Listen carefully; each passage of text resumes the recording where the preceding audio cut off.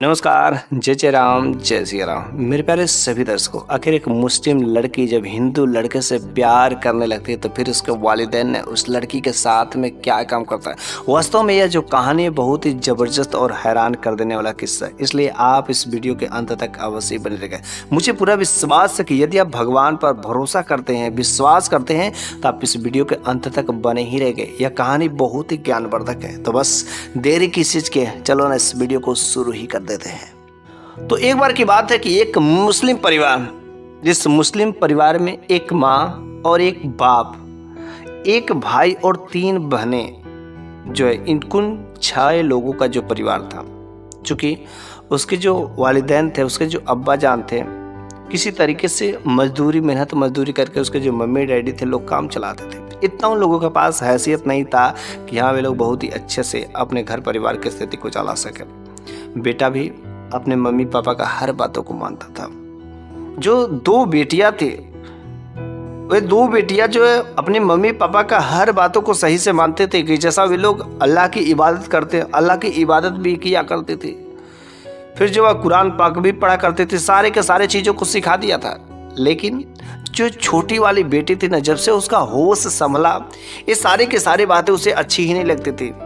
ऐसा लगता था कि सब बातें लोग फेक में करते हैं, कुछ समझ नहीं आता आखिर ये लोग क्या करते, क्या लोग जबरदस्ती मेरे से करवाते हैं। उसका 1% भी भरोसा विश्वास नहीं था कि सारा का सारा चीज़ें धकोसला है, उसको बिल्कुल भरोसा नहीं था। इस वजह से अपने मम्मी पापा के कहने पर जबरदस्ती पास में तो बैठती थी और जैसा वे लोग कहते थे वैसा करती थी, लेकिन उसके दिल से कोई आवाज़ नहीं आती थी, ऊपरी मन दिखावे से करती थी। साथ ही साथ जब उसके घर के लोग, अगल बगल के लोग जब मदरसे में पढ़ने जाते तो उससे भी लोग भेजते थे। छोटी वाली जो बेटी थी वह भी जाती थी, लेकिन उसका वहाँ पर का जो रीति रिवाज थे, जो पढ़ाने का तरीका था, बिल्कुल उसे पसंद नहीं आता था। वह सोचती थी कब इस दुनिया से मुक्ति मेरे को मिलेगी, किस तरीके से मिलेगी, क्योंकि वे लोग एक औरत को कितनी तरीके से पाबंदियों में लगा करके वो रखना चाहते हैं, वह इन सब चीज़ों से फ्रीडम होना चाहती है। कितने सारे नियम कानून को उससे नहीं हो पाएगा, इसलिए वह मुक्त होना चाहती थी। लेकिन जैसे जैसे वह लड़की बड़ी होती है ना, तो वह जो अपने काफ़ी जो बड़ी दोनों बहनें थे, वह उन दोनों बहनों से जो काफ़ी खूबसूरत थी, बहुत ही ज़बरदस्त।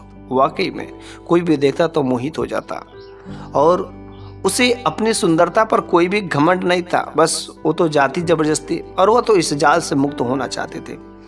लेकिन गजब की बात तब होती कि एक बार वह मदरसे जा रही थी और मदरसे में कुछ काम लग गया और बाकी दोनों बहनें और भाई सब चले आए और उधर से वो कुछ देर बाद वह वापस लौट रही थी। और जब वो वापस लौट रहे थे तो रास्ते में एक लड़के की नज़र जो है उस लड़की पर पड़ जाता है और वह लड़का उसको देखते ही मोहित हो जाता है।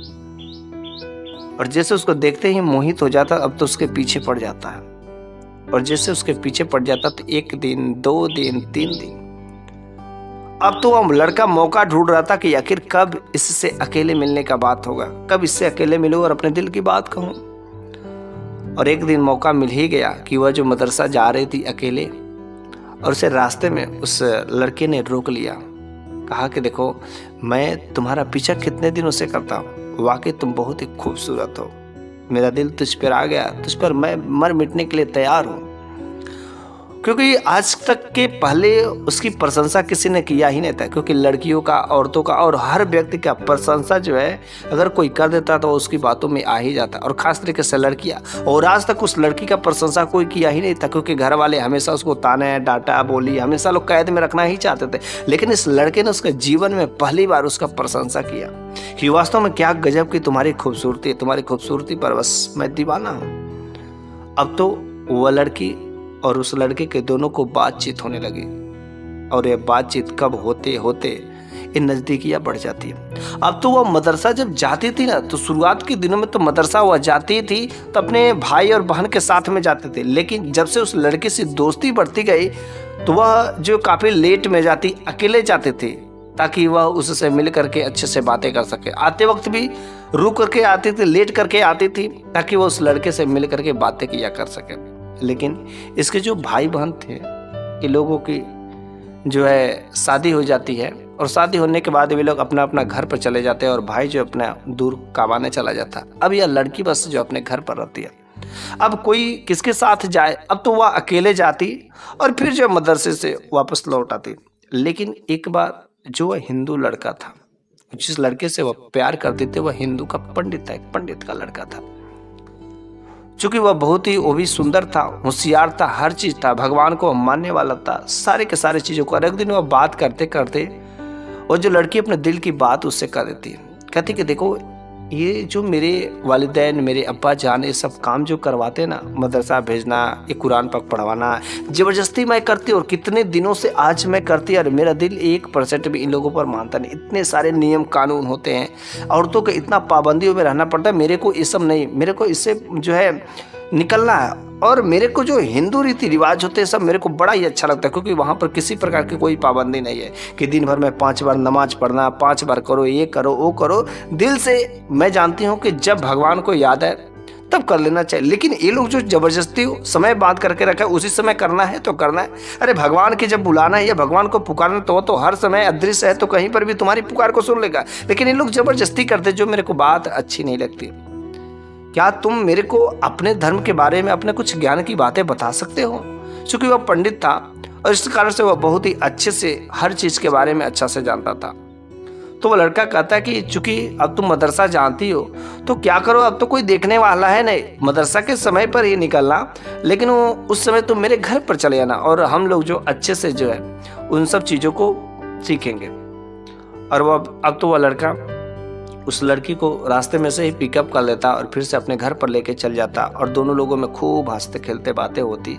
कभी जो कुछ दिन जो है बड़ी ही अच्छे से बातें चलती रही, कोई गलत काम नहीं हुआ। लेकिन धीरे धीरे वह जो है इतना क्लोजली हो गए वे लोग कि अब तो जब वे जाते थे घर पर तो कोई भी धार्मिक बातें ही नहीं करता था। चूंकि वह पंडित था, वह भी भगवान की भक्ति भाव पूजा करना भूल गया। फिर जो यह लड़की भी उन सब चीजों से बिल्कुल ही ध्यान भटक गया। अब तो नाया इधर मदरसा ही जाती, ना तो उस भगवान की ही पूजा पाठ करते। दोनों लोग जो है बस घर पर जाते और वहां पर प्यार मोहब्बत वाली बातें करते। फिर जो नहीं करना चाहिए वह हर सीमा को पार कर देते। इस तरीके से अब मामला कई दिन तक चलता रहा और उन दोनों की नजदीकियां जो काफी बढ़ती गई। लेकिन एक बार जो है उसके अब्बा जान को शक हो गया कि मेरी बेटी आखिर जो है जाती तो जाती नहीं, एक बार थोड़ा चेक कर। तो उन्होंने कहा कि बेटी क्या तुम मदरसे में जाती हो, तो क्या कुछ तुमको पता भी है? उन्होंने कुछ कुरान पाक की कुछ लाइनें पूछी तो उन्होंने बता दिया, क्योंकि उसको याद की थी। जो वह पंडित का लड़का था वह बहुत होशियार था। उसने कहा देखो तुम यहाँ पर भी आती हो तो ऐसा मत करना कि तुम जो अपना कुरान पाक की कुछ लाइनें हैं उसको भूल जाना, उसको भी याद करके रखे रहना, क्योंकि कभी तुम्हारे घर के वालिदैन, अब्बा जान, भाई कोई भी अगर पूछ देता तो तुम्हारी चोरी पकड़ी जाएगी। इस कारण से तुम्हें याद करना जरूरी होता। इसलिए वह याद करके रखी थी और पूछा तो बता दिया।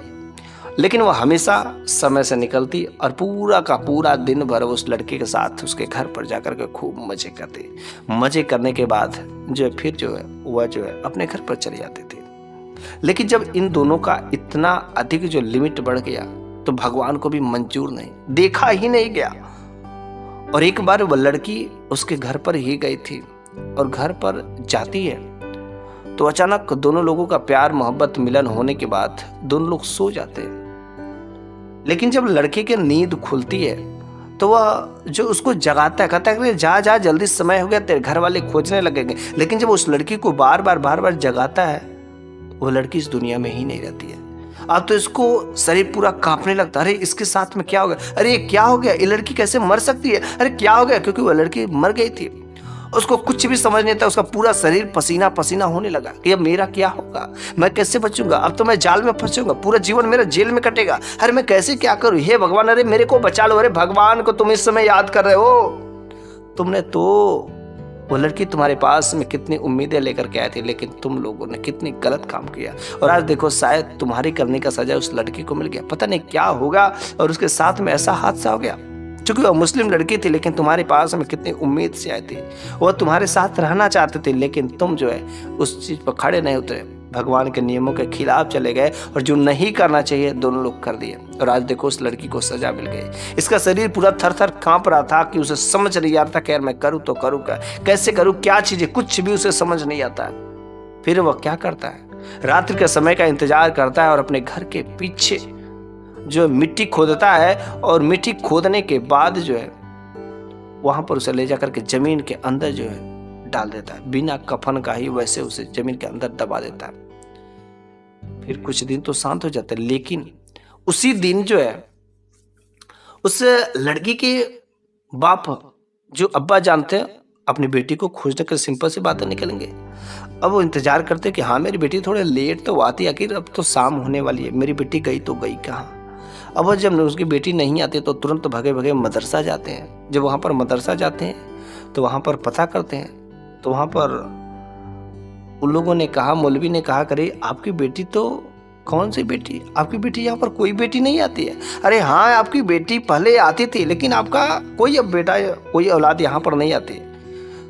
तो उस अब आदमी ने कहा अरे क्या बात कर रहे हैं, मेरी बेटी रोज तो यहीं पर आती पढ़ने और क्या बातें करे। वह जो अगल बगल के जितने मदरसे थे हर मदरसे में पता किया, लेकिन उनकी बेटी का कोई पता नहीं, क्योंकि वो मदरसा जाए तब तो बताए।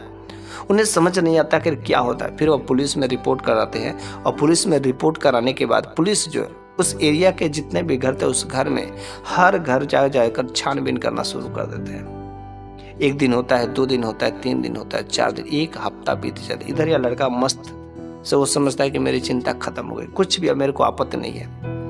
और आखिरकार पुलिस जो है उस लड़के के घर भी पहुंचती है। और जब उस लड़के के घर पर पहुंचती है तो जैसे ही दरवाजा खटखटाती है पुलिस ने, इस लड़के ने देखा तुरंत इसके चेहरे पर से पसीने आने शुरू हो गए। वह जो है पुलिस उस लड़की का फोटो लिया था, कहते कि क्या तुम इस लड़की को जानते हो।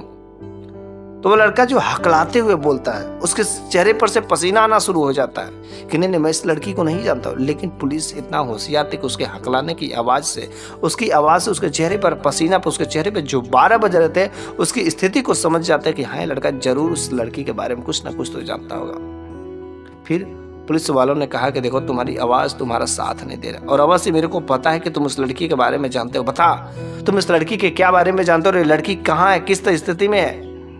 वो कहता कि नहीं मेरे को कुछ नहीं पता, बल्कि हर बार वह पुलिस से इतना डर रहती, शरीर उसका कांप रहा था, अगर वह करता नहीं तो कांपता कैसे। और पुलिस को जो शक था बढ़ता ही गया। और फिर जो है वह पुलिस उसको अरेस्ट कर लेती है, अरेस्ट करके ले जाकर जेल खाने में। लेकिन वह फिर भी कोशिश करता है कि मैं नहीं बताऊंगा।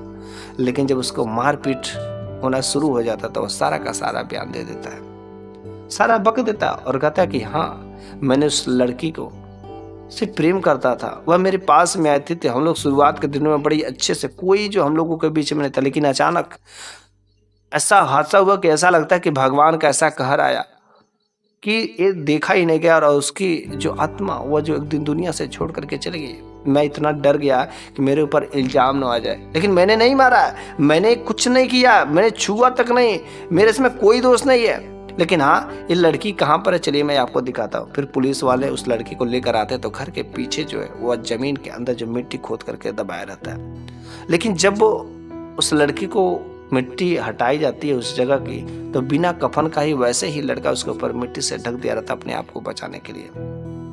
फिर जो पुलिस वालों ने कहा देखो तुमने ये बात जो है बताई नहीं, इसके लिए तुम अपराधी हो, बल्कि तुमने मारा नहीं, हाँ मैं इस बात को मानता हूँ, लेकिन इसके लिए तुम्हें जो कुछ दिन का सजा तो देना ही पड़ेगा।